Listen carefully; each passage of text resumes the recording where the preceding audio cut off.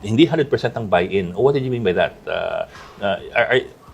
Tell me lang if I'm getting this right. Ibig niyo ba sabihin na within the police force, merong hindi pagkakaintindihan? Hindi ibig sabihin na hindi sumusunod, pero merong hindi ganun ka-sold dun sa the new direction ng PNP ngayon under BBM.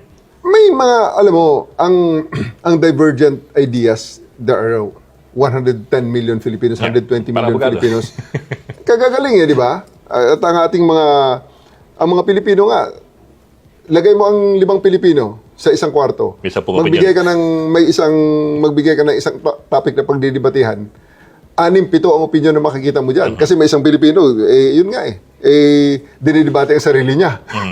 So, marami tayong divergent ideas, marami tayong iba-ibang diverse ideas na nire-respeto natin. Binabalansin natin Yeah, ang of lahat. course. That's right naman. So, pero sa organisasyon na gaya ng PNP, na talagang iisa ang command, iisa ang direksyon, at lahat tayo ay nag-take ng oath na to obey legal orders from the duly constituted authorities. There may be hesitations, but, it doesn't matter in the end, sapagkat ang policy ay masusunod, ang utos ay susundin, at ang direksyon na ibinigay ng liderato ay susundan.